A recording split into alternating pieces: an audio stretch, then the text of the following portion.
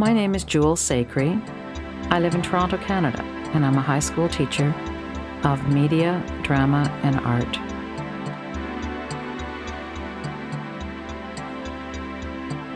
Two years ago, when I was 45, I began thinking about my future. I wanted to take a year off teaching and do some traveling. I wanted to do some writing, painting, meeting the indigenous people of far-off exotic lands. I began planning a journey, a personal, spiritual, educational journey. When the opportunity came up to go to Sarawak, I was extremely interested.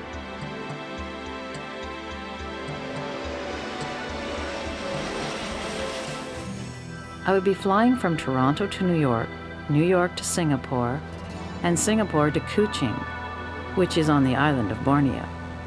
Then we would take a small aircraft to Miri. The thought of trekking in a Borneo rainforest, meeting headhunters, was intriguing.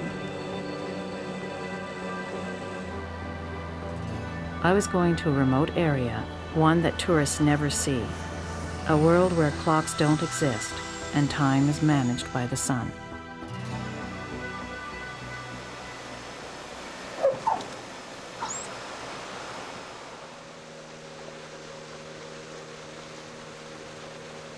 My guide was very young, a boy of 17. His English was minimal, but we managed to communicate.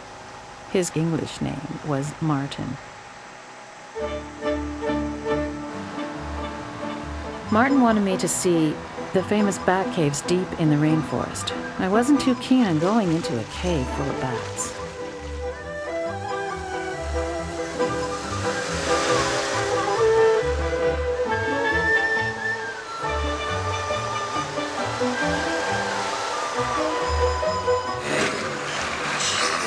The water was very low and fast, and we were scraping bottom. It was better if we pushed the boat over the rocks. It was very strenuous at times, and I noticed alligators earlier that day. I did not want to be in the water long. I was exhausted, but I loved every minute of this crazy adventure. Rocks are sharp! Ow!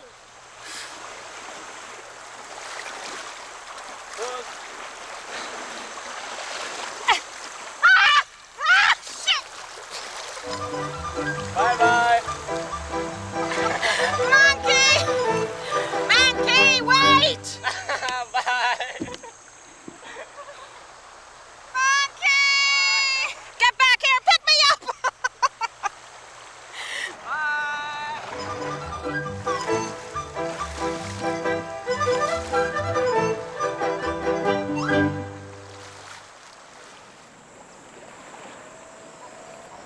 Is this bridge safe?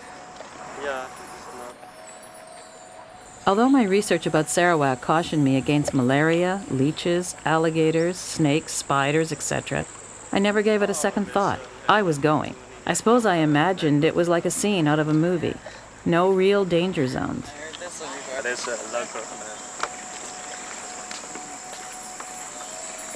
Sway the bridge, you're gonna scare me.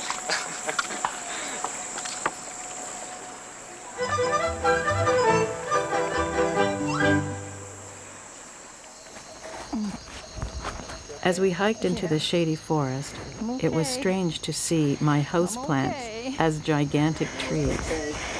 It's very slippery. Lots of ants. God, Branch. just a branch. Oh my God. Thought it was a snake. I feel like I got stuff crawling all over me. Wow, look at that one.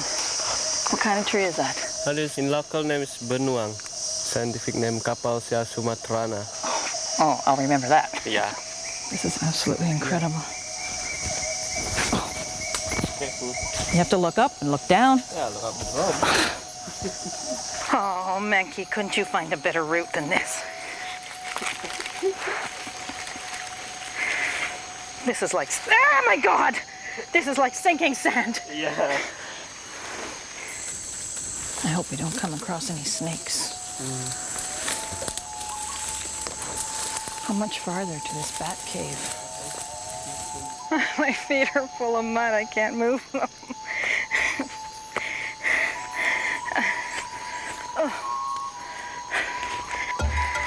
Oh, jeez, I'm sliding backwards. The ground was damp and slippery. As we approached the cave, the stench was very strong.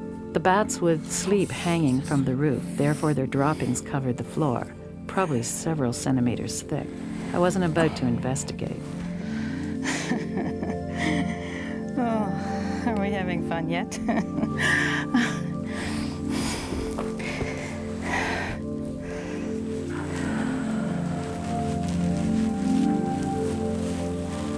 This is fabulous. Oh, where do we go from here? Finally made it. Yeah, Took us the whole day. Now, where did the bats come out? Which mountain? this direction. Okay. And do they come out one at a time or in a group or? Yeah, they'll come out one in a group. Okay. And about how many bats are we talking about? About more than 3 million. 3 million. Yeah. Every day this happens at 5:15, 5:30. No, it's depend on the weather. And where do the bats go when they leave here? There's go to the jungle, find their food. And when do they come back to the cave? They'll come back into the cave early in the morning, around 3, 4 o'clock. Individual, not in the group anymore. There they are. Yeah. Whoa, the first group. Oh my God, they're so gorgeous. Okay, start counting. Oh yeah, that looks like about 2,000. Another group, look at that. This was a sight to see. It would last approximately a half an hour before all the bats would be out. The designs they created were amazing, resembling flowing ribbons and flying kites. That is a ribbon. That's a twirly ribbon. I guess it's all worth it, all that trekking we did today. Yeah, so this is your lucky day.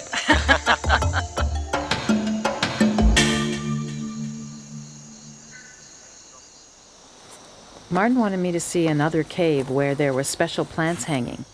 He seemed to know so much about his country, it was very admirable. Whoa, look at that. That is hanging plant, one leaf plant. A one-leaf plant. Yeah. Mono is one and Pilia pendula is a plant and hanging plant. Hanging plant. Yeah. Monopilia pendula. Monopilia pendula. Good. And so we have one plant hanging from each one of these stalactites. Yeah. Gee, that's really interesting. And they grow on dry limestone. Are we going in there? Yeah. All the way in? I explored this cave, but due to the moisture and humidity in the air, everything was so slippery. I was taken by surprise when I fell through the opening.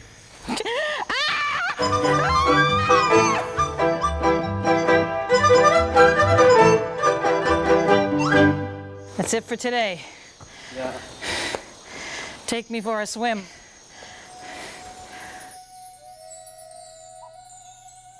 It was hot, I was dirty and tired.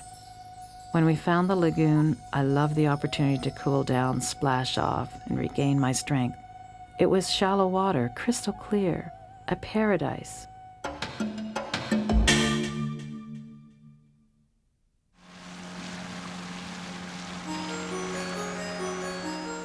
We moved on to the river village. This was my first contact with the people of the land.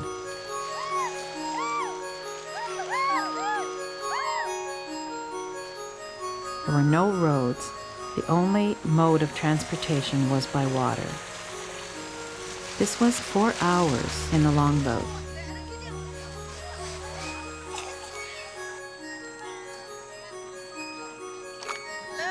The village had about 300 people in it. We were invited to stay for a few days. I was to be a guest in the chief's house with his family. How are you? They were the river tribe. I was very intrigued by them. No one spoke any English, but I seemed to be able to communicate my feelings to them. These people lived in longhouses.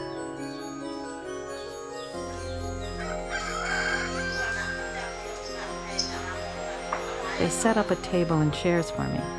I felt uncomfortable sitting in a chair when everyone around me was sitting on the floor. In the chief's house lived all his relatives. This was his older sister. She was over 100 years old. But another old man who lived in the chief's house, his job was to look after the children. These people were happy and content with minimal material things. This was a different way of life. Martin was excited for me to meet the chief. He had told me a lot about him. He was 94 years old. He was on his second wife and had 11 children. The oldest was 65 and the youngest was 9 months old. Nice to meet you. Yeah, voilà. Jewel. My name is Jewel. Yeah, From Canada. Canada. He was a very strong man. They all looked up to him for guidance and permission. In his lifetime, did he ever take any heads? Naam to. He said no. Did his father take any Yeah. heads? How many? Kenan 30 lain. 35. Yeah, more than 40, about 35. Oh, do you have any trophies? Wow! Dito. What is this? Whose skull is this? Oh my God, I'm holding a skull. Oh, very small. This must be a Canadian woman. Whoa. Will you stop? Chief, put him in line. So, Is that how they did it? Right at the neck? yeah, Why did they hunt heads? for warrior. Did it make him a hero then, So it's easy for him to marry, to find a wife? find a wife. So the more heads that a young warrior had, the easier it was for him to find a wife. Yeah. Can we put it like this? Yan rang tani ka?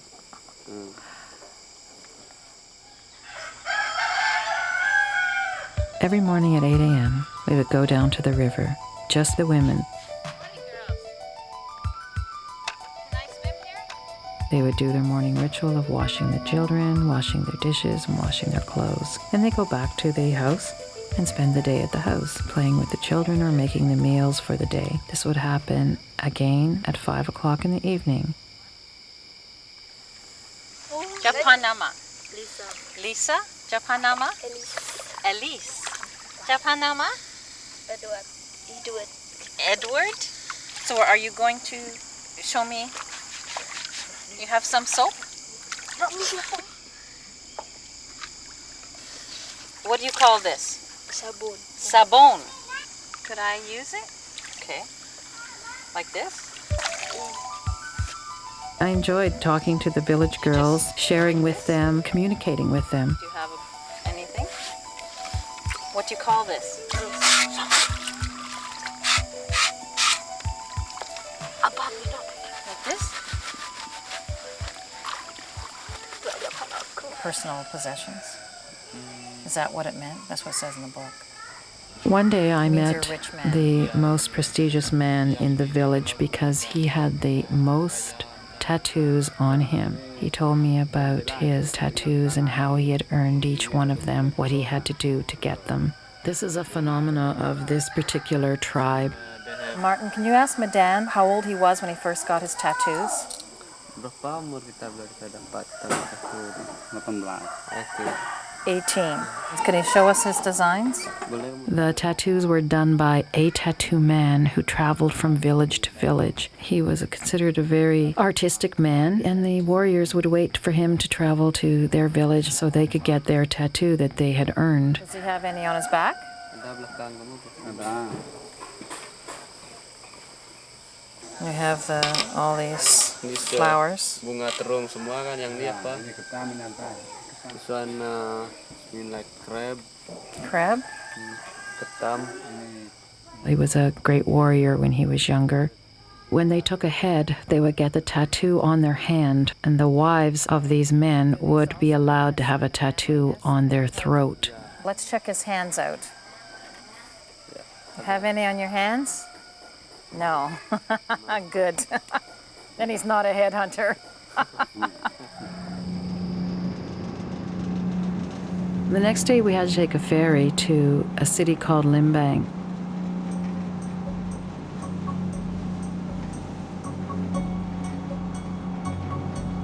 So this was my contact with the city folk of Borneo.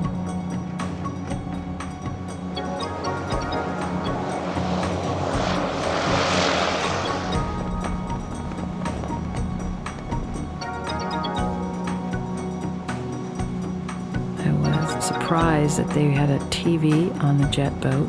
I wasn't much interested in it at all. I was looking forward to seeing what city life was like in Borneo.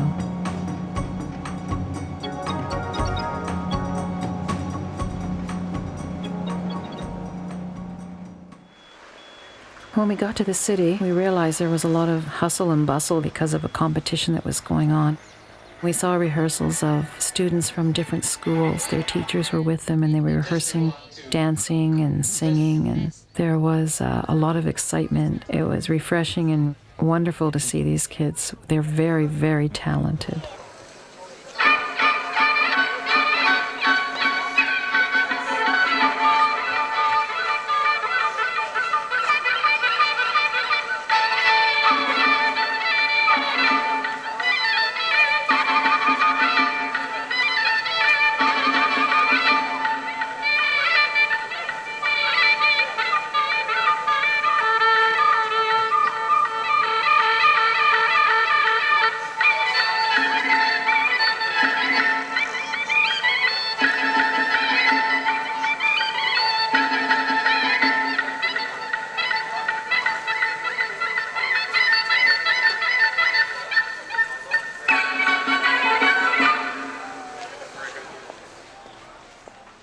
I was doing a little window shopping and I came across this shop and I saw this wonderful materials in the window, and so I went in to see this woman.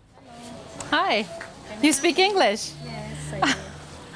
What are these? These are for the headgear, for the traditional use. So they wear this on the head, not on the No, on neck? the head. Oh, it's quite heavy. Oh, yes. Do the women wear this all the time? On the festival. Festivals. Ah, okay. You can have some more. Oh, what's this? It's a handicraft, and usually we use it for keeping almonds, rings, and Oh, jewelry. yes. Oh, I see. Great. I love it. I love it. This is great. And then you just hang it up. Yes. And you just. Oh, what's this? She showed me one of her folk costumes from her tribe, what they wear at special festivals. So she let me try it on, and that was really exciting for me. Oh, this is I nice. think you can wear one. Could I try it on? Yes.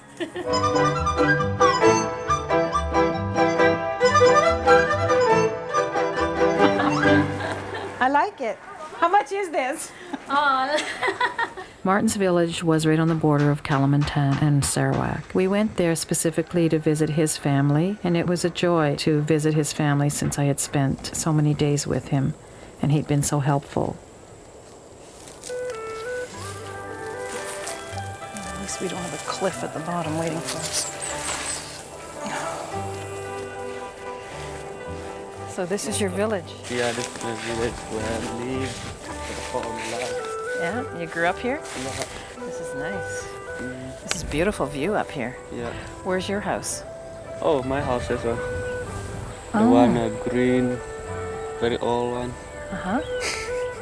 What is the water, the squares of water there? It's for plant the paddy. Or, The rice paddies? yeah. Oh, what are these ladies doing? Yeah, they dry the paddy. Do how they do it, paddies. Did you used to do that when you were a little boy? Did you help your mother do that? Yeah. Yeah? Carry the rice paddy in the bucket. On your back.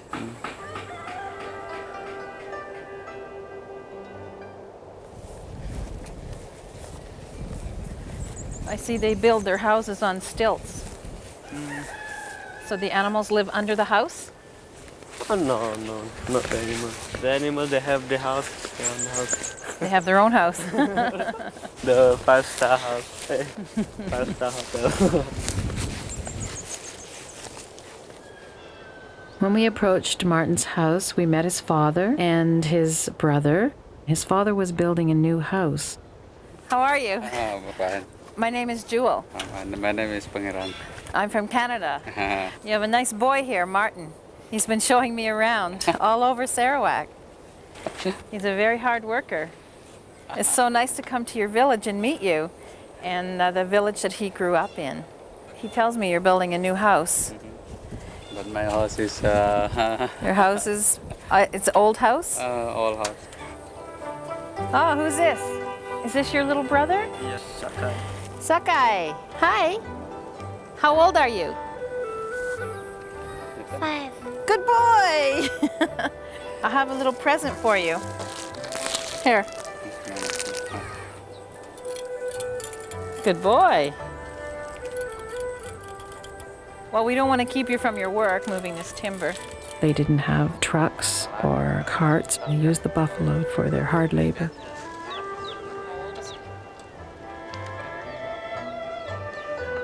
Martin's family were content and lived good, happy lives with the little that they had.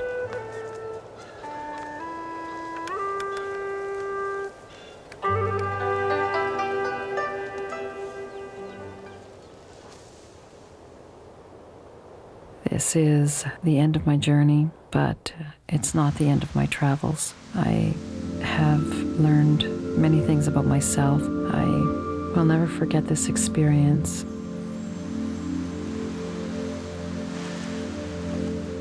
I have made a promise to myself that I will continue to explore and to travel further and deeper into remote areas.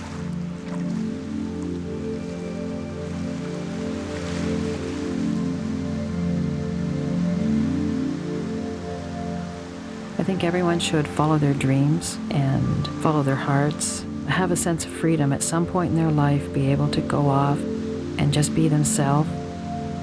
That's where you find true happiness within yourself.